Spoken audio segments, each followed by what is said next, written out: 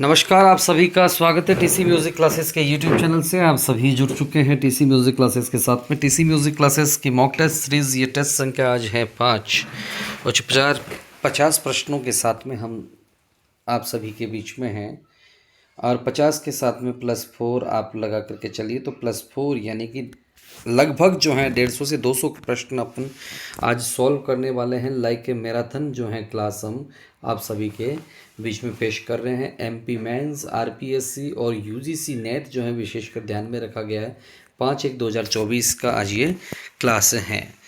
तो आप सभी जो हैं क्लास को लाइक कर दीजिए। मेरी आवाज़ आप सभी तक जो है पहुंच रही है बिल्कुल ओके। तो आप सभी अपना थंब लहरा दीजिए। काव्या जी, लाभानी जी, कांद्रव जी, कनिका जी, सभी का बहुत बहुत स्वागत है। स्वरांजलि जी, बिल्कुल सभी का बहुत बहुत स्वागत है। आप सभी गुणीजनों का स्वागत, सभी संगीत साधकों का स्वागत है, संगीत रसिक जनों का स्वागत है। आप सभी क्लास को ज़्यादा से ज़्यादा शेयर करें जिससे कि सभी को इस क्लास का बेनिफिट मिल सके। तो दोस्तों, ज़्यादा समय यहाँ पे नहीं लेंगे क्योंकि क्लास थोड़ा लंबा है और इसको जल्दी से हम लोगों को करना है। तो आप लोग सिर्फ़ और सिर्फ क्या करें, शेयर इसको कर दीजिए जो सभी इसके साथ में जुड़ जाएं। ठीक है। तो टेस्ट संख्या जो है कौन सा है, आज 5वां नंबर का है। आपको लगातार जो है क्लास मिल रही है। तो आप सभी जो है ज़्यादा से ज़्यादा एक बार शेयर कर दीजिए। न्यू बैचेस जो हैं आपके BPSC, UGC, RPSC, MP mains का जो है यहाँ पे स्टार्ट है। और DSSB, NVS के भी सभी का जो है रजिस्ट्रेशंस ओपन है। तो दोस्तों, डरना नहीं है किसी भी चीज़ से। लक्ष्य की प्राप्ति आप सभी को हो, ऐसे ईश्वर से मैं आप सभी के लिए कामना करता हूँ और आपको अपनी मंजिल मिले। लक्ष्य ना ओझल हो ना पाए, कदम बढ़ा कर चल, मंजिल तेरे पग चूमेगी आज नहीं तो कल। चलिए, पहला प्रश्न आपके स्क्रीन पे मेरे प्यारे दोस्तों आ चुका है और कह रहा है कि निम्नलिखित में से बेगम अख्तर के गुरु का नाम क्या है। निम्नलिखित में से बेगम अख्तर के गुरु जो हैं वो कौन है। अब्दुल वाहिद खान, अब्दुल करीम खान, अता हुसैन और बड़े गुलाम अली खान साहब कौन है जो है बेगम अख्तर साहब के गुरु कहे जाते हैं। अब्दुल वाहिद खान की बात करें तो किराना घराने से आप संबंध रखते हैं। अब्दुल करीम खान साहब भी किराना घराने से संबंध रखते हैं। और बड़े गुलाम अली खान साहब जो हैं पटियाला घराने से आपके संबंध रखते हैं। तो बेगम अख्तर के गुरु का नाम बताना, तो इस प्रश्न का सही जवाब क्या होगा। ऑप्शन संख्या 3 जो है आपका एकदम सही जवाब हो जाएगा। बेगम अख्तर, अख्तरी बाई फैजाबादी के नाम से आप जो है मशहूर हुए थे और ठुमरी गज़ल के लिए आप जाने जाते हैं। तो अता Hussain is the correct answer for this question. प्रश्न संख्या है आपका 2 कह रहा है कि निम्नलिखित में से कौन अन्न अभ्यास मूलक अल्पत्व का उदाहरण है। अवरों में बिहाग का ऋषभ, दुर्गा में गंधार, या आरों में बिहाग का देवत, या अवरों में केदार का ऋषभ। जो है अन अभ्यास मूलक जो है अल्प, तो यानी कि अल्प का मतलब होता है कम प्रयोग करना किसी भी स्वर का। तो यहाँ पे जो है यानी कि स्वर तो लग रहा है लेकिन स्वर का प्रयोग कम करना। तो देखिए एक ऑप्शन संख्या 4 से हम देख लेते हैं। अवरों में केदार का ऋषभ, तो अवरों में यानी कि आरों में देखिए सा रे रे प या रे म से हम जोड़ सकते हैं। म म प म प ध प म रे, है ना, मारे आता है ना। तो यह क्या, तो यह तो स्पष्ट दिख रहा है कि लग रहा है, लेकिन ये कह रहा है कि अन अभ्यास मूलक, तो आरों में आपके बिहाग का धेवत लगता ही नहीं है। ग पानी सीधा जाता। दुर्गा में गंधार लगता ही नहीं है, दुर्गा में गंधार। तो अवरों में जो है बिहाग का ऋषभ देखिए ने जा ग म पानी, यानी कि आरों में तो ऋषभ नहीं लगा है, लेकिन नि सा नि द प म प ग म ग रे। अब इसको आप छोड़ दीजिए, प म प ग म ग ज़, तो डायरेक्ट ले सकते हो। तो ये है अनाभ्यास मूलक अल्प। तो आपका ऑप्शन संख्या 1 इसका सही जवाब हो जाएगा। अब इसी प्रकार जो है राग बिहाग किस थाट का राग है। राग बिहाग जो है बिलावल थाट का आपके राग। ग और नी जो है इसके वादी संवादी है। गायन समय जो है इसका कमेंट बॉक्स में आपका छाप करके बताना है क्या है। ऑप्शन संख्या 1 इस प्रश्न का सही जवाब होगा। चुटकुला ख्याल नामक विद्या का आविष्कार किसे जो है जाना जाता है या किसे कहा जाता है? इसका आविष्कारक अमीर खुसरो, मानसिंह तोमर, सुल्तान हुसैन शर्की या विद्यारण्य। यानी कि चुटकुला ख्याल जो है उसका संबंध जो है किस विद्वान से यहाँ पे जाना जाएगा? ठीक है, अमीर खुसरो, मानसिंह तोमर, सुल्तान हुसैन शर्की या विद्यारण्य, है ना। देखिए बड़े ख्याल की जब हम बात करते हैं तो बड़े ख्याल की सुल्तान हुसैन शर्की के साथ में हम जोड़ते हैं, मानसिंह तोमर ध्रुपद के साथ में हम जोड़ते हैं, और खुसरो साहब के साथ तो कुछ भी जोड़ दीजिए, सितार, तबला, आपके छोटा ख्याल, है ना। विद्यारण्य जी भी आपके जो हैं बड़े फेमस जो हैं ग्रंथकार आपके रहे हैं। तो इस प्रश्न का सही जवाब जो है क्या होगा? इस प्रश्न में देखिए सुल्तान हुसैन शर्की को जो है आपके जाना जाता है किसके लिए? चुटकुला ख्याल जो आपके शैली हैं उसके लिए। राग जौनपुरी के रचनाकार कौन है? चलिए बताइए कमेंट बॉक्स में छाप करके। राग जौनपुरी के रचनाकार कौन है? कमेंट बॉक्स में छाप करके बताइए। मेहर किससे संबंधित हैं?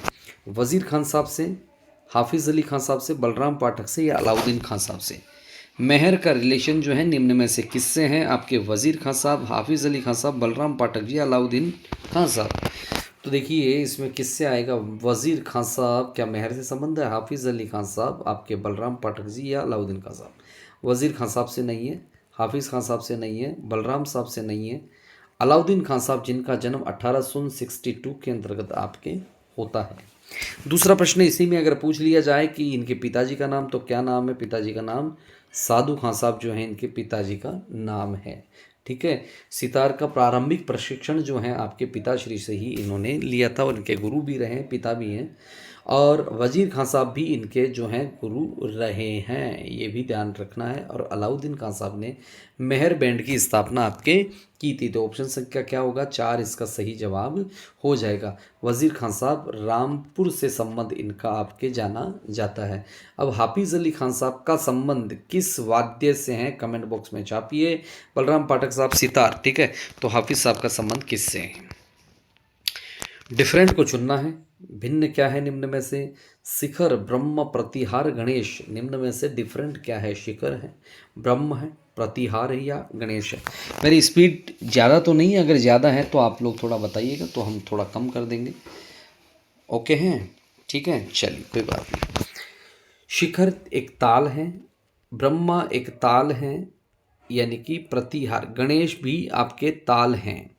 तो प्रतिहार जो हैं आपके ताल नहीं है। ऑप्शन संख्या 3 जो है इसके अंतर्गत डिफरेंट है। आपके ब्रह्म ताल में 28 मात्राएं होती है, तो शिखर और गणेश में कितनी मात्राएं होती है? छापिए कमेंट बॉक्स में। शिखर में आपके ब्रह्मा में 28 मात्रा होती हैं, तो ब्रह्म ताल में आपके गणेश और शिखर को छाप दीजिए कमेंट बॉक्स में क्या मात्राएं होंगी। प्रश्न संख्या 6, निम्नलिखित में से कौन सी जाति प्रबंध की है? तिस्त्र, खंड, दीपनी और संकीर्ण। तो तिस्त्र में 3 मात्रा, तो खंड में कितनी होगी?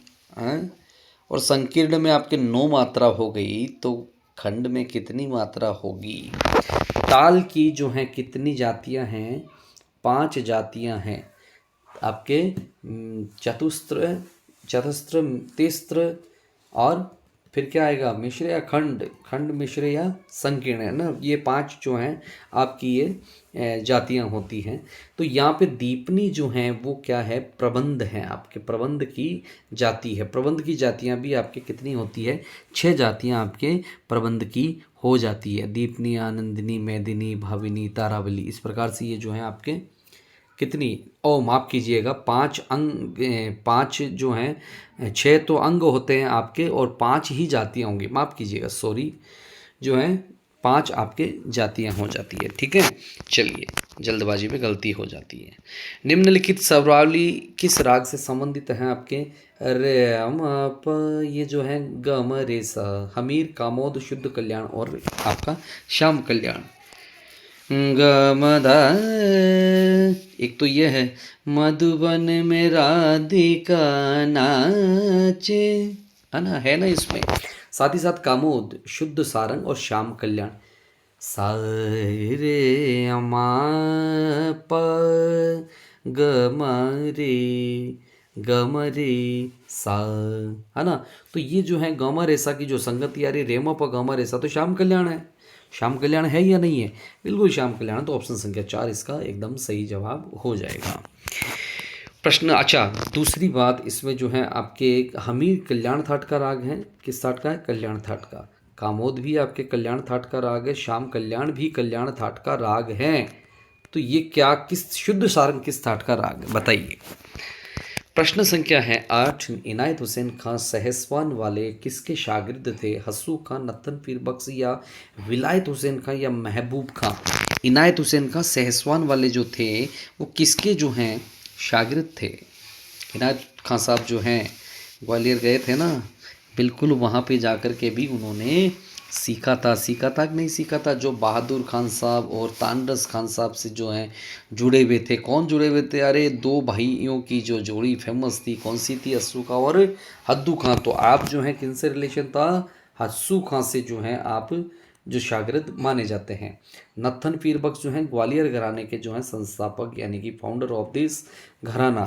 विलायत हुसैन खां का संबंध है आपके आगरा घराना, कौन सा घराना है, आगरा। अब महबूब खां किस घराने के संबंध है, उनका कमेंट बॉक्स में छाप करके आपके बताएंगे। हस्सू का is the right answer. Bhatkhande के अनुसार शुद्ध ऋषभ की आंदोलन संख्या कितनी है, 270, 218, 450 या 320। बातखंडे के अनुसार जो है कितनी आंदोलन संख्या है आपके ऋषभ की। चलिए एक दो प्रश्न वो निकालते हैं। बातखंडे जी का जन्म कब हुआ था, 1860 में। कहाँ हुआ था, मुंबई में, आपके मुंबई में। कौन सी जगह, आपके बालकेश्वर। कहाँ पे, बालकेश्वर, बालकेश्वर के अंतर्गत आपके हुआ था। आपके गुरु का नाम क्या है, वज़ीर खां साहब। क्या नाम है, वज़ीर खां साहब जो आपके गुरु का नाम है। और आपके पांचवा प्रश्न निकाल लीजिए कि हिंदुस्तानी संगीत के लिए इन्होंने जो कार्य किए हैं वो यानी कि क्रमिक पुस्तक मल्लिका कितने भागों में है, तो 6 भागों के अंतर्गत इनसे रिलेटेड जो बुक है वो 6 भागों में है। ठीक है, फादर ऑफ अगर हिंदुस्तानी म्यूज़िक कहें तो अतिशयोक्ति होगी क्या इनके लिए, कमेंट बॉक्स में छाप करके बताएं। तो शुद्ध ऋषभ की आंदोलन संख्या है आपके 270, 5 पहले बता चुका हूँ, ये आंसर हो गया इसका। अब 320 जो है वो है मध्यम की, किसके, मध्यम की। 450 किसकी आंदोलन संख्या है, किसकी है 450, छापिए कमेंट बॉक्स में। ठीक है, प्रश्न संख्या है आपका 10, राजा भैया पूछ वाले किस घराने से संबंधित है, आगरा, किराना, पटियाला, ग्वालियर।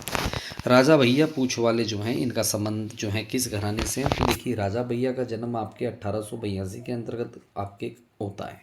पहली बात, राजा भैया का जन्म जो है 1882 के अंतर्गत होता है।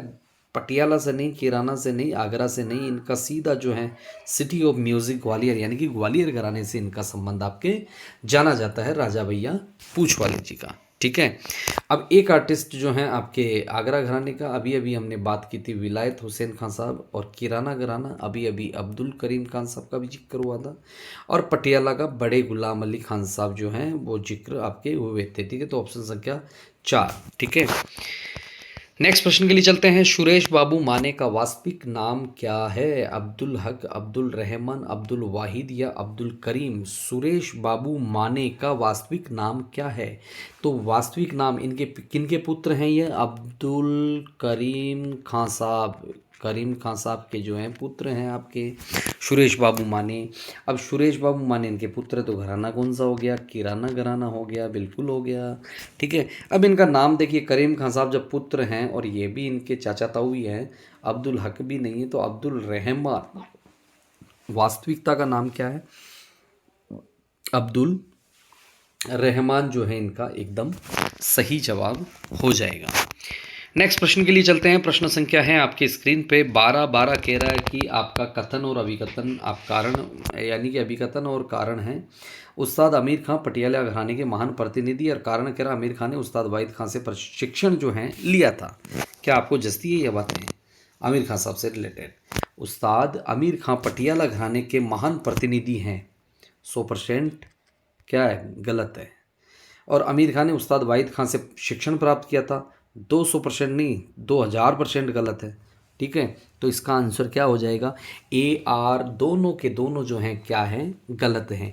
ए और आर दोनों के दोनों ही गलत हैं, ऑप्शन संख्या 2 इसका सही जवाब हो जाएगा। तो उस्ताद आमिर खान साहब का संबंध किस घराने से है बताइए, पटियाला से नहीं है तो कौन से घराने से हैं, फैयाज खां ने आफ्ताब मौसीकी की उपाधि किस दरबार से प्राप्त की? बड़ौदा, मैसूर, ग्वालियर और रामपुर। फैयाज खां साहब आफ्ताब मौसीकी की उपाधि की बात हो रही है। Very good.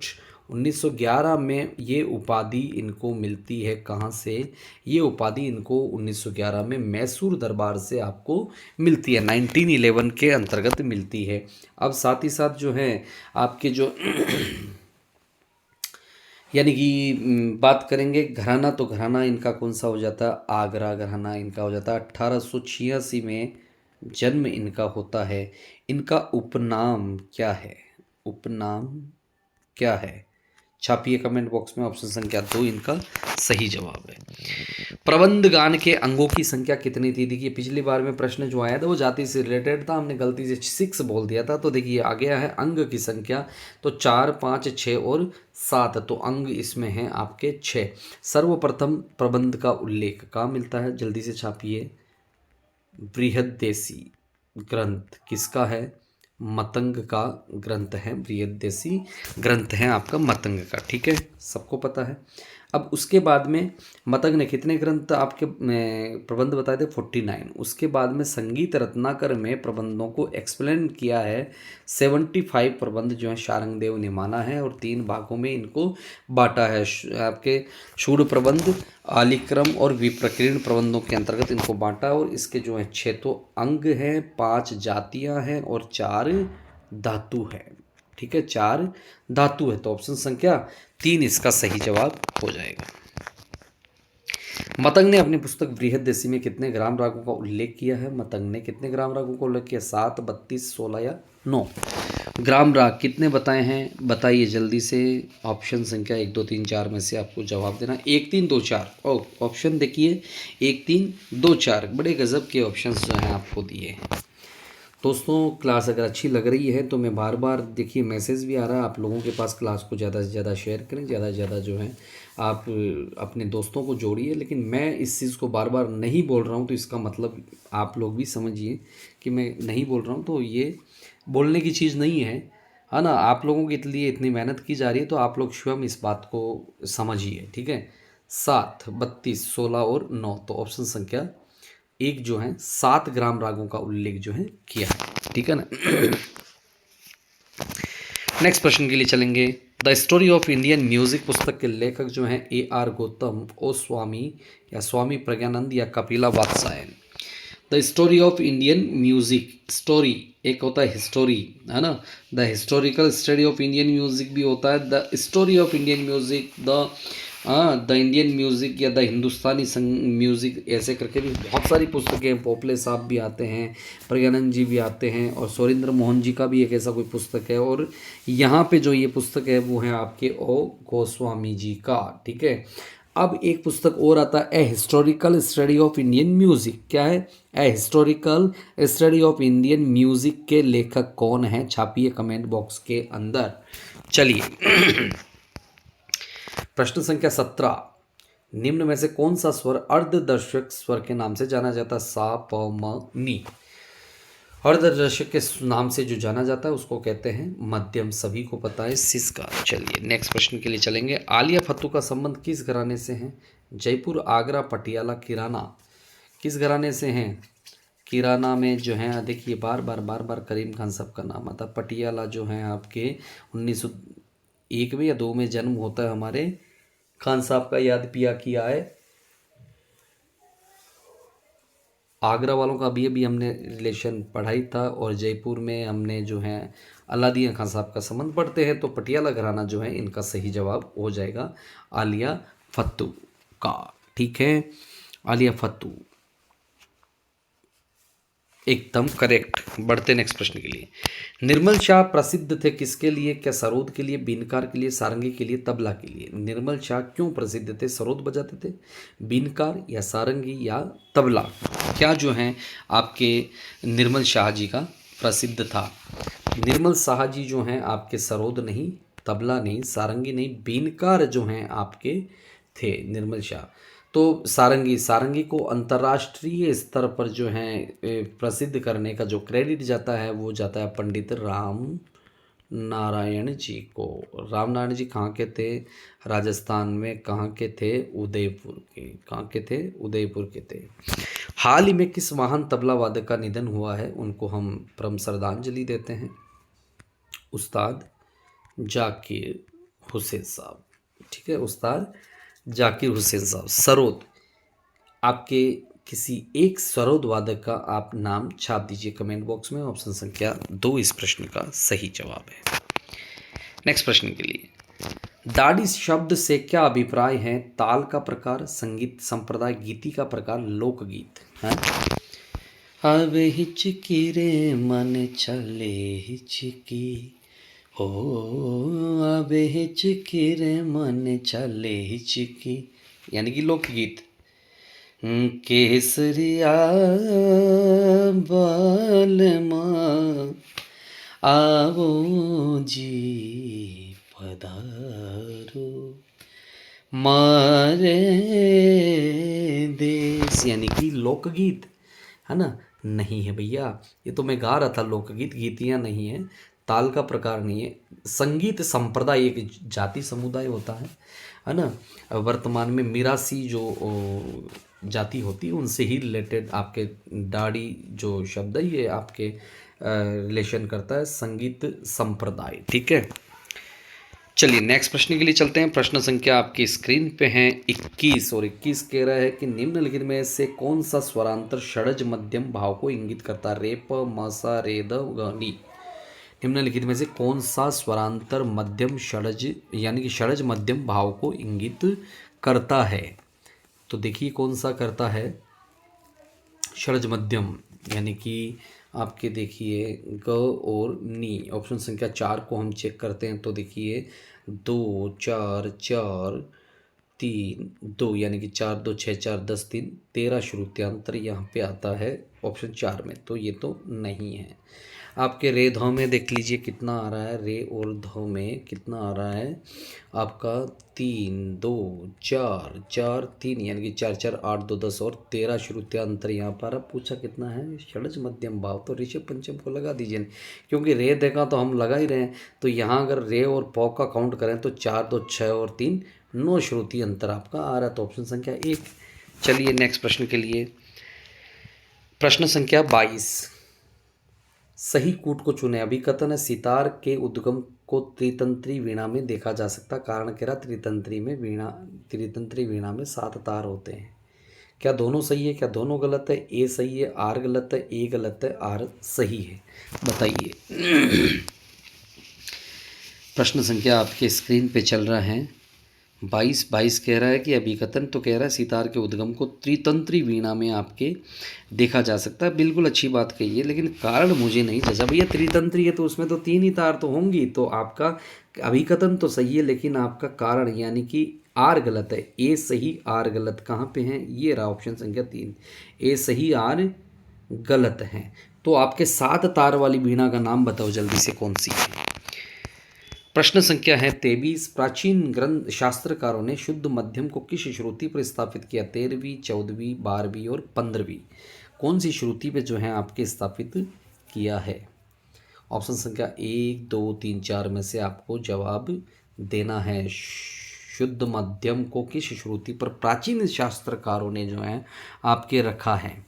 तो प्राचीन शास्त्रकारों ने 15वीं पे तो नहीं रखा होगा, 12वीं पे नहीं रखा होगा, तो क्या 14वीं पर रखा है? नहीं रे बाबा, 13वीं श्रुति पे जो है आपके रखा है, 13वीं श्रुति। ठीक है, ऑप्शन संख्या 1 इसका सही जवाब हो जाएगा। ठीक है। नेक्स्ट प्रश्न के लिए चलते हैं। चित्रा वीणा के वादन हेतु किसका प्रयोग किया जाता था? चित्रा वीणा के वादन के लिए किसका प्रयोग किया जाता था? कोण का, गज का, पते का, उंगलियों का। प्रश्न संख्या 24 आपके स्क्रीन पे चल रहा है। तो इसमें जो है अभी अभी हमने पूछा था कि 7 तंत्रियाँ कहाँ होती है, तो ये 7 तार वाली आपकी वीणा आ गई है ना, 7 तंत्रियाँ। कोण का, गज का, पते का, उंगलियों का। तो देखिए आपके जो है उंगलियों से जो है आपके उंगलियों का प्रयोग वादन के लिए आपके किया जाता था। ऑप्शन संख्या 4 जो है सही जवाब हो जाएगा। प्रश्न संख्या 25, उस राग जोड़ी का चयन करें जिसके सभी स्वर समान हो। अहिर भैरव, नट भैरव, आपका शुद्ध सारंग, वृंदावनी सारंग, मारवा और पूरिया, बिलासकानी तोड़ी और तोड़ी। बताइए। सरे गरे गरे सरे गमदा मदा गरे गरे सा। तोड़ी यानी कि गुजरी के स्वर लगा के मुख्य तोड़ी में मैं आ गया था। अहिर भैरव सर ग पद नि ध प म ग मारे। तो नट भैरव भी इनके दोनों के समान नहीं है भैया। शुद्ध सारंग, वृंदावनी सारंग के नहीं है, इनके भी नहीं है। तो मारवा पूरिया के लगभग समान है स्वर जो है, मारवा और पूरिया के समान स्वर है। तो ऑप्शन संख्या 3 इसके सही आंसर आपका हो जाएगा। मारवा आपके जो है किस थाट का राग है? मारवा थाट का ही राग है। तो पूरिया किस थाट का राग है? पूरिया किस थाट का राग है? छापिए कमेंट बॉक्स में बताइए। अहिर भैरव, नट भैरव दोनों भैरव के हैं। आपके वृंदावनी सारंग जो हैं किस थाट का है? सभी को पता है काफ़ी का। बिलासकानी तोड़ी और तोड़ी, तोड़ी तोड़ी थाट का, बिलासकानी तोड़ी जो है बैरवी थाट का आपके जो है हो जाता है। ऑप्शन संख्या 3 इसका सही जवाब हो जाएगा। प्रश्न संख्या है 26। स्थायी आरोही व अवरोही वर्ण के संयोग को क्या कहा जाता है? आभोगी वर्ण, धातु वर्ण, संचारी वर्ण या आरोही अवरोही वर्ण? आभोगी वर्ण, धातु वर्ण, संचारी वर्ण या आपके आरोही अवरोही वर्ण। स्थायी आरोही व अवरोही वर्ण के संयोग को क्या कहा जाता है? ऑप्शन संख्या 1, 3, 2, 4 में से आपको जवाब देना है। तो इन स्थायी आरोही अवरोही के जो सम्मिश्रण जो होता है ना, उसको कहते हैं संचारी वर्ण। वर्ण कितने प्रकार के होते हैं वर्ण दोस्तों? 4 प्रकार के होते हैं। चारों आपके सामने अवेलेबल है। प्रश्न संख्या 27। निम्नलिखित में से कौन सा बिलावल थाट के समान है? मेजर स्केल, माइनर स्केल, गांधार ग्राम और मध्यम ग्राम। निम्नलिखित में से कौन सा बिलावल थाट के समान है? मेजर स्केल, माइनर स्केल, गांधार ग्राम और मध्यम ग्राम। इस प्रश्न का सही जवाब जो है क्या होगा? प्रश्न संख्या 27 जो है आपके स्क्रीन पे चल रहा है, दौड़ रहा है। तो बिलावल थाट के समान जो है आपका सीधा सा आंसर है मेजर स्केल जो है आपके बिलावल थाट के समान हो जाएगा। ठीक है, वेरी गुड। अब नाट्य शास्त्र में जो है कितने ग्राम का उल्लेख मिलता है? छापिए कमेंट बॉक्स में जल्दी से। तो बिल्कुल 2 ही ग्राम का जो है आपका उल्लेख मिलता है। कौन कौन से ग्राम हैं आपके? षडज ग्राम और मध्यम ग्राम। ठीक है, चलिए नेक्स्ट प्रश्न के लिए चलते हैं। कौन सा राग काफी थाट से नहीं है? बागेश्वरी, पटदीप, जयजयवंती या भीम पलाशी। कौन सा राग जो है पटदीप राग से काफी थाट से जो है नहीं है? काफी थाट की आइडेंटिफिकेशन क्या है? ग और नी उसमें कोमल होते हैं। अब आपको पता ये लगाना कि इनमें से कौन सा राग जो है नहीं है। सा मा ग म द नि द म प द म ग, ये बागेश्वरी आपका हो जाता है। सा ने सा ने ज ग म प नी, ये आपका पटदीप ग म प नी। और जयजयवंती रे ग रे ज नि ज द नि रे। भीम पलासी पानी सा ग रे ग रे नि सा। तो यानी कि जयजयवंती जो है इसमें आपका काफी थाट का राग नहीं है। जयजयवंती आपका खमास थाट का राग है। ठीक है, चलिए नेक्स्ट प्रश्न के लिए चलते हैं। निम्नलिखित में से सही कालक्रम अनुसार को आपको चुनना है। तो संगीत पारिजात, संगीत चिंतामणि, भारतीय संगीत वाद्य और बृहद्देसी। भारतीय संगीत वाद्य, संगीत पारिजात, संगीत चिंतामणि और बृहद्देसी। बृहद्देसी, संगीत पारिजात, संगीत चिंतामणि और भारतीय संगीत वाद्य। संगीत पारिजात, बृहद्देसी और भारतीय संगीत वाद्य और संगीत चिंतामणि। तो इसमें से देखिए क्या सही आंसर आपको लग रहा है। तो देखिए जो सही आंसर लगना चाहिए वो लग रहा है कि बृहद्देसी सबसे पहले है। तो बृहद्देसी कहाँ है? ये रहा बृहद्देसी सबसे पहले, फिर संगीत पारिजात और संगीत चिंतामणि। यहाँ पे थोड़ा सा गड़बड़ है, ये इधर उधर होना चाहिए क्योंकि संगीत चिंतामणि किसका ग्रंथ है? पहले है या बाद में है? और ये तो लालमणि मिश्र जी का भारतीय संगीत वाद्य। संगीत पारिजात जो है आपके अहोबल जी का है। और संगीत चिंतामणि के लेखक कौन है बताइए कमेंट बॉक्स में जवाब करके। इस जो सीक्वेंस दिया हुआ है उनके अनुसार जो है ऑप्शन संख्या 3 जो है सही होगा। प्रश्न संख्या है 30। रेमा प स्वरावली जो है निम्नलिखित में से किन रागों में प्रयुक्त होती है? रे कोमल है, गुणकली, जोगिया, बैरागी भैरव, जौनपुरी। 1 2 4 3, 1 2 3 या 2 3 4 या 1 2 4? बताइए। गुणकली सा रे मा मा प, तो आपके रेमा पर जा रहा है। जोगिया बिल्कुल सेम जा रहा है, और बैरागी भैरव बिल्कुल आपका सेम जा रहा है। जौनपुरी में जो है आपके रे कोमल नहीं होता है। तो आपका ऑप्शन संख्या 2 इसका सही आंसर हो जाता है। ये तीनों के तीनों राग जो हैं भैरव थाट के हैं। तो जौनपुरी किस थाट का राग है? छालिए छापिए। प्रश्न संख्या 31 कह रहा है कि निम्नलिखित ग्रंथों को कालक्रमानुसार आपको व्यवस्थित कीजिए। राग विबोध अभिनव भारती संगीत रत्नाकर, आपका कौन सा इनमें से जो है आपको ठीक लग रहा है? ऑप्शंस 1 2 3, 3 2 1, 1 3 2 या 1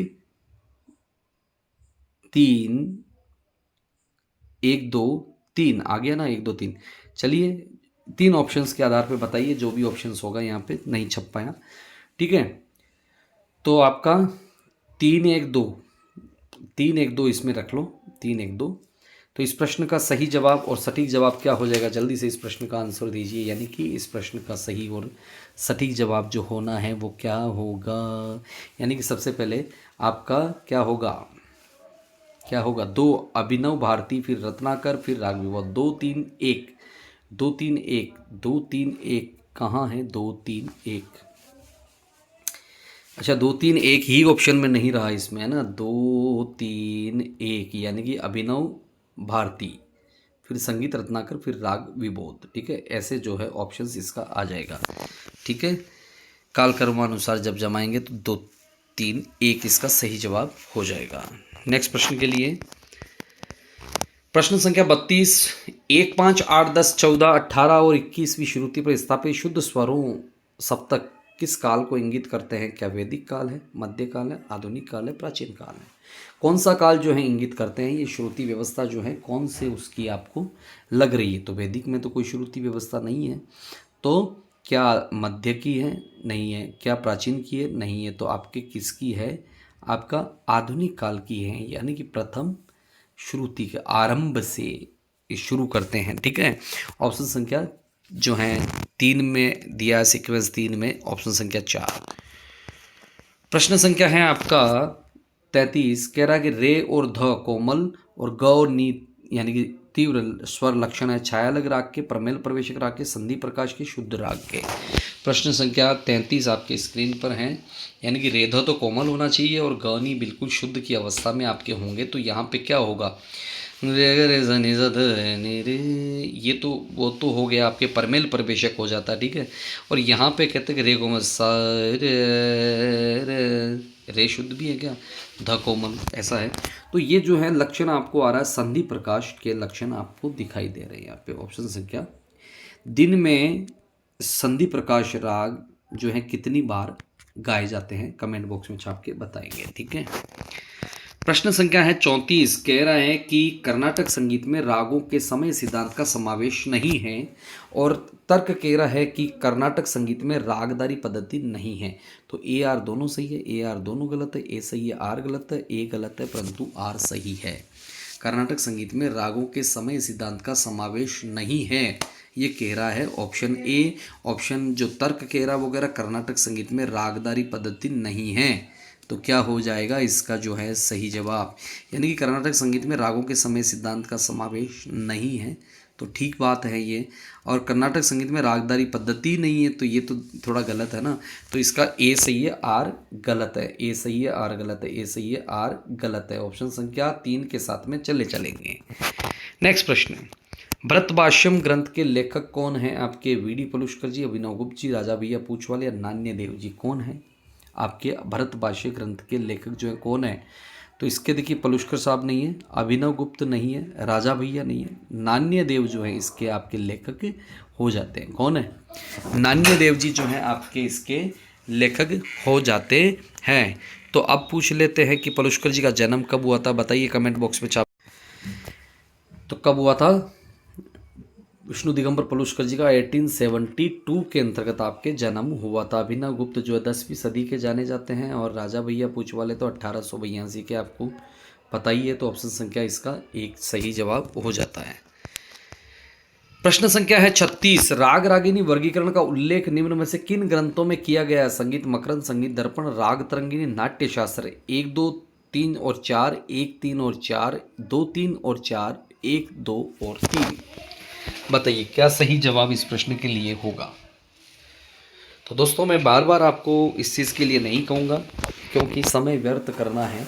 जब काम पते की हो तो काम पते का ही करना चाहिए। तो लाइक और शेयर में अगर कंजूसी बरतते हैं, संगीत का इतना समुद्र सागर जब चल रहा है उसमें गोता आप लगा रहे हैं, तो सच्चे साधकों की निशानी क्या होती है उनको बार बार कहना नहीं पड़ता है। और आप तो सच्चे साधकों से भी ऊपर हैं, सच्चे साधक हैं, जब भी तो मेरे साथ में जुड़े हुए हैं। इतने लोग इतने समय बाद में भी वापस हैं, ठीक है। संगीत मकरंद, संगीत दर्पण, तरंगिणी और नाट्य शास्त्र। नाट्य शास्त्र में राग रागिनी वर्गीकरण आपके नहीं है, और 1 2 3 इन तीनों में आपको मिल जाएगा। ऑप्शन संख्या जो है आपका क्या, 1 2 3 एक में ही आपका सही जो है समावेश हो जाएंगे। ऑप्शन संख्या एक में ही काम हो जाएगा, ठीक है। चलिए प्रश्न संख्या आ रहा है 37। कह रहा है कि अहोबल जी के श्रुति स्वर जो स्थानानुसार सुमेलित करो। सुमेलित करना और सूची 1 से सूची 2 को अहोबल जी के श्रुति स्वर स्थान के अनुसार। पूर्व ग 20, तीव्रतर रे 9, पूर्व नी 22वीं श्रुति, या तीव्र दर धेवत जो हैं आपके 7वीं श्रुति। तो क्या होगा सही जवाब? तो देखिए गंधार सबसे पहले क्या लेंगे हम, क्या लेंगे, पूर्व ग। पूर्व ग जो है आपको कहाँ लेके जाएगा? पूर्व ग जो है आप चले जाइए जो है 7 पे। तीव्रतर रे, तीव्रतर रे आपका काम हो जाएगा 2 पे, और आपका 4 2, पूर्व नी 1 पर, और तीव्रतर ध जो है आपका किस पे होगा? 22 पे। तीव्रतर ध इस प्रकार होगा क्या? एक बार पुनः चेक कीजिए, चेक कीजिए, जल्दी से चेक कीजिए आपका क्या आंसर होना चाहिए। Very good very good very good. तो बिल्कुल जो है क्लियर हो रहा है कि आपका ये आ गया आपके 4, पूर्व तीव्रतर रे 9, और आपका पूर्व नी जो है वो पूर्व नी की बात हो रही है, तो आपके 20 पे 1 पे, और ये आ गया आपके तीव्रतर ध 22, यानी कि ऑप्शन संख्या 3। 4 के बाद में 2 1 3, ऑप्शन संख्या 4 1 2 3, ठीक है। अब अहोबल जी का ग्रंथ कौन सा है? अहोबल जी का ग्रंथ है आपके संगीत पारिजात, ठीक है। इसका जो है फारसी अनुवाद 1650 में जो है ये ग्रंथ लिखा गया। फारसी अनुवाद किस विद्वान ने किया है? छापिए कमेंट बॉक्स में और बताइए किसने किया है। प्रश्न संख्या है आपके स्क्रीन पर 38। अहोबल ने वीणा के तार पर शुद्ध गंधार शुद्ध निषाद को कहाँ स्थापित किया है? 30 और 20, 32 इंच और 27 इंच, 31 इंच और 24 इंच, 32 इंच और 22 इंच। तो 36 इंच का जो लंबा तार था उस पर जैसे इस प्रकार से जैसे शरज को स्थापित किया, फिर आपके कौन आता है? ऋषभ आता है, फिर क्या आता है? गंधार, यानी कि 32, और के 32 के बाद में आता है 30। तो 30 पे तो आपका है गंधार, और चलते चलते चलते चलते पहुंचते हैं जब हम यहाँ पे आ जाते हैं 20 पे, तो 30 और 20 की जो है कैटेगरी आपके यहाँ पे हो जाएगी, है ना। शुद्ध जो है आपके गंधार 30 पे आ जाएगा, और उसके बाद में जैसे 36 पे सा, और ऋषभ जो है आपके 32 पे, और आपका गंधार आ गया 30 पे, फिर मध्यम आएगा 27 पे, फिर पंचम आएगा आपके 24 पर, और आपका निषाद 20 पे ही। धेवत कितने पे स्थित है? कमेंट बॉक्स में छापिए। प्रश्न संख्या है 38 का सही जवाब ऑप्शन संख्या 1। नेक्स्ट प्रश्न के लिए चलते हैं। राग देवगिरी बिलावल मिश्रण है। यमन और बिलावल का, खमाज और बिलावल का, शुद्ध कल्याण और बिलावल का, देवगिरी और बिलावल का। कौन सी राग का जो है आपका मिश्रण है देवगिरी बिलावल के अंतर्गत? बहुत बढ़िया प्रश्न है। नी रे ग रे नी द सा, नी रे ग म रे ग रे, पा म रे ग रे, नी द सा। तो ये तो यमन है, यमन के स्वर मैंने गुनगुना दिए हैं। सा ग म प ग म नि ध, खमाज के भी हैं, है ना। तो बताइए कौन से दो रागों का मिश्रण है। तो जो दो रागों का मिश्रण है वो कौन सी दो रागें हैं। वो हैं आपकी बिलावल और शुद्ध कल्याण, यानी कि शुद्ध कल्याण और बिलावल जो है इसके अंतर्गत मिश्रण हैं। ऑप्शन संख्या 3। प्रश्न संख्या 40 कह रहे हैं कि सही सुमेलित कीजिए कूट का आपका सारे क म प मेघ मलार धनी प ध नि सा नी ध प ध म ग मद सारंग रे प रे म रे सा खमाज नी सारे रे म प रे म रे सा काफी। तो क्या होगा, कौन सी राग होगा। ऑप्शन नहीं है, ऑप्शन आप बनाइए अपने ऑप्शन। ठीक है, मेघ मलार काफी, मदमाद काफी, खमाज खमाज, काफी काफी। ठीक है, सारे ग म प म प।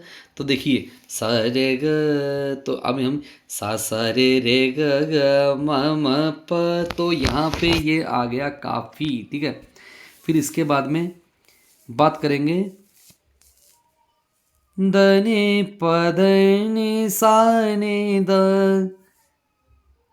पद मा ग। तो ये जो स्वरावली है क्या है, पद नि सा नि द पद मा ग ग ग सा ग म प ग म नि ध 3। ठीक है, खमाज रे प रे म रे मल्हार रे म रे सा। तो एक और निजा रे म प रे म रे सा रे म प नि प म रे म प नि सा ने सा नि सा नि प म रे नी सा। तो आपका हो गया मदमाद सारंग। तो 2। तो ऑप्शन मेरे अकॉर्डिंग तो क्या हो गया, 4 3 1 2 जिन्होंने दिया है उनका बिल्कुल सही जवाब है। और आपको कंफ्यूज लगता है तो आप अपने आंसर भी बता सकते हो। ठीक है, ऑप्शन संख्या जो है 4 3 1 2, यानी कि यहाँ पे तो आ गया 4, फिर आ गया ये 3, फिर आ गया आपके 1, फिर आ गया आपके 2। महफिल में बार बार किसी पर नजर गई, हमने बचाई लाख मगर फिर उधर गई। प्रश्न संख्या 21 निम्नलिखित 41 निम्नलिखित में से मध्यम ग्राम की मूर्छनाओं को इंगित करिए। हरिणाश्वा, मार्गी और रंजनी। 1 2 1 1 एवं 3, 1 एवं 2, 1 2 एवं 3 एवं 1 2 3। बताइए क्या जवाब है कि मध्यम ग्राम की मूर्छनाओं को जो है यहाँ पे आपको बताना है। जल्दी से बताइए क्या होगा। तो हरिनाश्वा और मार्गी यही है ना दोनों, 1 और 2, 1 2, ऑप्शन संख्या 2। चलिए, रजनी कहाँ से है, मध्यम ग्राम से, ये सॉरी शैलज ग्राम से। चलिए बढ़ते नेक्स्ट प्रश्न के लिए। प्रश्न संख्या आ गया स्क्रीन पे 42। कह रहे हैं कि शारंग देव ने शुद्ध और विकृत स्वरों की संख्या कितनी बताई। 7 शुद्ध, 12 विकृत, 7 शुद्ध, 5 विकृत, 7 शुद्ध, 11 विकृत, 7 शुद्ध, 18 विकृत। तो शारंग देव ने जो स्वर माने हैं वो कितने माने हैं, पूरे के पूरे 19 स्वरों को माना है। तो 19 स्वरों में 7 तो सभी के शुद्ध हैं, अब बाकी माइनस कर लीजिए तो 12 जो है विकृत स्वरों की कैटेगरी में चले जाएंगे। तो ऑप्शन संख्या 1 इसका सही जवाब हो जाएगा। शारंग देव का ग्रंथ कौन सा है, कौन सा है, संगीत रत्नाकर। पिता का नाम क्या है, सोढ़ल। किस शदी में लिखा गया ग्रंथ है, 13वीं में। और कितने अध्याय है इस ग्रंथ में, 7 अध्याय हैं। कि और जो है इसने कितने प्रबंध माने हैं, 75 प्रबंध माने हैं। आपके कितने जो हैं काकू माने हैं, 6 काकू माने हैं। 7वां प्रश्न इसी का जो है आपके स्वर आए गए हैं, आपके स्वर 19 स्वर टोटल इन्होंने माने हैं। 8वां प्रश्न इन्होंने कितनी देसी तालों को माना है, 120। और टोटल कितनी तालों का माना है, 125। ठीक है, 125 जो है आपने मानी है। ठीक है, और कमेंट बॉक्स में छापना है 10वां प्रश्न आपको कि कितनी रागों का जो है एक्सप्लेनेशन इन्होंने दिया, कितनी राग जो है इन्होंने मानी है। ऑप्शन संख्या 1 इसका सही जवाब है। प्रश्न संख्या 43, जीव स्वर या अंश स्वर को किस अन्य नाम से भी जाना जाता है? से भी जाना जाता है। अनुवादी स्वर, उदात्त, संचारी, वादी। हटाओ ना इनको, ये सबको। वादी स्वर इसका सही आंसर हो जाएगा। प्रश्न संख्या 44, अंतराल किसके समक्ष हैं? क्या अंतराल, यानी कि अंतराल यहाँ पे है 9/8 जो अंतराल है किसके समक्ष कक्ष है?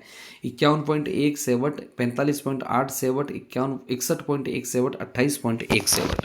यानी कि जो है 9/8 का अंतराल जो है वो किसके समकक्ष हैं? तो आपके 28 के नहीं है अर्ध स्वरों के बीच में, और ये भी नहीं है और ये भी आपके नहीं है। तो ऑप्शन संख्या एक यानी कि 51.1 के मध्य में ये जो है आपका डिस्टेंस कहलाएगा।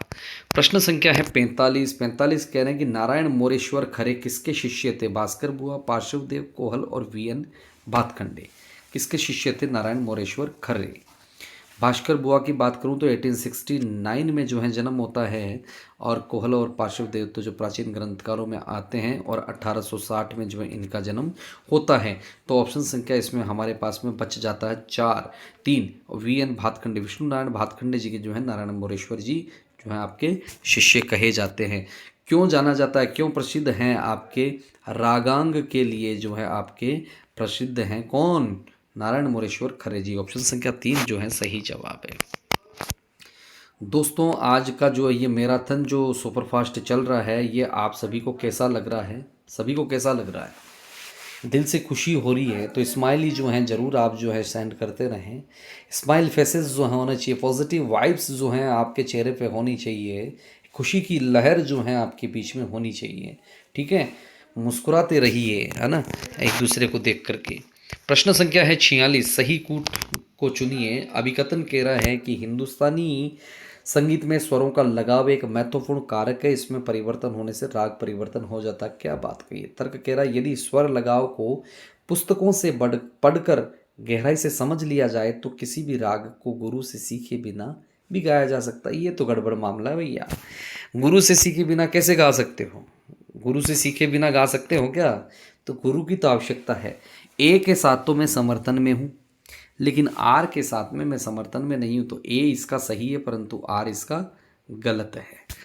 नेक्स्ट प्रश्न के लिए, राजस्थानी लोकवाद्य अलगोजा किस कैटेगरी का वाद्य है? आपके सुशीर वाद्य, तंत्री वाद्य, घन वाद्य, अवनद वाद्य। तो अलगोजा किस कैटेगरी का वाद्य है? जल्दी से बताइए। तो अलगोजा जो वाद्य है, इंस्ट्रूमेंट है, वो घन अवनद नहीं है, घन नहीं है, तंत्री नहीं है, सुशीर वाद्य हैं। 2 नलियां जो है आपके लगी हुई होती है इसके अंतर्गत, और जो है सुशीर वाद्य ये राजस्थान के, पश्चिमी राजस्थान के अंतर्गत जैसलमेर बाड़मेर में ये जो आपकी मांगणियार जाति के द्वारा बजाया जाता है। प्रश्न संख्या है 48, सुमेलित कीजिए सूची 1 से सूची 2 को। डोमिनेट स्वर, विकृत स्वर, मीडियंट, पंचम भाववादी, सब डोमिनेट अनुवादी, और मॉडिफाइड नॉट जो है मध्यम भाव संवादी। क्या प्रश्न आया है ना 48 नंबर का? जल्दी से इसका आंसर बताइए, जल्दी से बताइए, जल्दी से बताइए। तो ऑप्शन संख्या क्या क्या आपके अनुसार से रहेंगे? तो देखिए, डोमिनेंट, पंचम भाव संवादी, यानी तो आपका ऑप्शन संख्या 2। मीडियंट जो हैं वो आपके अनुवादी 3, और आपके जो हैं सब डोमिनेंट की बात करें तो मध्यम जो हैं भाव संवादी 4, और मॉडिफाई जो हैं विकृत 1। 2 3 4 1 ऑप्शन जो हैं इसके अंतर्गत बनेंगे। क्या बनेंगे? 2 3 4 1 इज द करेक्ट आंसर। चलिए नेक्स्ट प्रश्न के लिए चलेंगे। नाट्य शास्त्र के अनुसार क्रोध एवं रौद्र रस हेतु ध्रुवाओं को किस लय में गायन का निर्देश है? रौद्र यानी क्रोध रस और रौद्र रस हेतु जो है किस लय में गाने का? मध्य लय, विलंबित लय, अति विलंबित लय या द्रुत लय? तो नाट्य शास्त्र के अनुसार जो है पूछा है, तो नाट्य शास्त्र किसका है? लेखक हैं महर्षि भरत। नाग युग में जो है लिखा गया आपका ग्रंथ है। ठीक है, तो इस प्रश्न का सही जवाब क्या आ जाएगा? द्रुत लय, यानी कि द्रुत लय में जो है इनको गाया बजाया जाता है। तो दोस्तों, ये थे आज के सुपर फास्ट जो हैं आपके, सुपर फास्ट जो हैं आपके 50 प्रश्न। अब जो है आपका अंतिम प्रश्न आपकी स्क्रीन पर रहेगा। क्या रहेगा? अंतिम प्रश्न हमारी स्क्रीन पर रहेगा, उसका आप सभी बढ़ चढ़ करके जो हैं उसका आंसर करेंगे, और क्लास को जिन्होंने अभी तक भी लाइक नहीं किया है वो लाइक ज़रूर कर देंगे।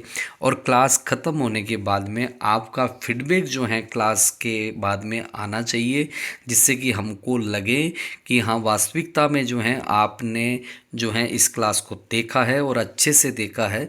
तो हम आपका फीडबैक पढ़ करके और देख करके जो है और अभिभूत हो सकें और अच्छा करने की प्रयास में हम लोग रहेंगे। आपके फीडबैक का हमें इंतज़ार रहेगा, ठीक है। और हमारे हमसे जुड़ने के लिए ये नंबर जो दिए गए हैं, इन नंबरों के माध्यम से आप हमसे जुड़ सकते हो, 7737194852, ठीक है। 50 मिनट में 50 प्रश्न है। जातियों के ध्यान का उल्लेख किस ग्रंथकार के द्वारा किया गया है? मतंग के, नान्यदेव, जगदे कमल और भरत के द्वारा। जातियों के ध्यान का उल्लेख किस ग्रंथकार के द्वारा किया गया? मतंग, नान्यदेव, जगदे कमल और भरत। बताइए। तो इस प्रश्न का सही और सटीक जवाब कितने लोग दे रहे हैं? Very good, very good, very good. मेरी तरफ से उनको मिलेगा डेयरी मिल्क और किटकेट, जो सही सही आंसर देंगे। कौन कौन खाएगा? हाथ खड़े कर दीजिए जो हाथ खड़े करेंगे। हाँ बिल्कुल बिल्कुल बिल्कुल, very nice, very nice, very nice, बहुत बढ़िया। चलिए, तो इस प्रश्न का सही आंसर होगा ऑप्शन संख्या 1 नहीं, 2 नहीं, 4 नहीं, ऑप्शन संख्या 3, Jagde Kamal is the right answer for this question. Jagde Kamal is the right answer for this questions, ठीक है। तो दोस्तों ये था आज का सुपरफास्ट क्लास। इस क्लास के साथ में जुड़ने के लिए आप सभी का बहुत बहुत धन्यवाद। एमपी मेंस का बैच हमारा जो है शुरू हो चुका है 1 जनवरी से, और इसके जो है कॉन्टैक्ट डिटेल ये दी हुई है। आप इस कॉन्टैक्ट डिटेल के माध्यम से आप हमसे संपर्क कर सकते हैं। इसमें जो है आपकी क्लासेस जो हैं रिकॉर्डिंग भी आपको हैं, लाइव भी हैं आपकी हैं, टेस्ट भी हैं, स्टडी मटेरियल भी आप लोगों को प्रोवाइड करवाए जा रहे हैं। तो ऑप्शन आपको चुनना है कि कहाँ जो है मेरे को जाना है, कहाँ नहीं जाना है। ये नंबर आपके सामने स्क्रीन पे जो है दिखाई दे रहे हैं। एक हंसता हुआ चेहरा भी आपको दिखाई दे रहा है। बस सिर्फ इधर ही आपको ये मौका मिलने वाला है। तो वंस अगेन आप सभी का तहे दिल से शुक्रिया, बहुत बहुत धन्यवाद जुड़ने के लिए और अपने मित्रों को भी जोड़ने के लिए। आप जो हैं सभी क्लास को ज़्यादा से ज़्यादा शेयर करेंगे, अपने सोशल मीडिया प्लेटफॉर्म्स पे इसको जो है आप शेयर करेंगे, स्टेटस पे भी लगाइए, और वो बच्चे जो ज़रूरतमंद वास्तविकता में हैं उन तक ये क्लास पहुँचे, ऐसा आपका और हमारा सपना जो है साकार हो सके, ठीक है।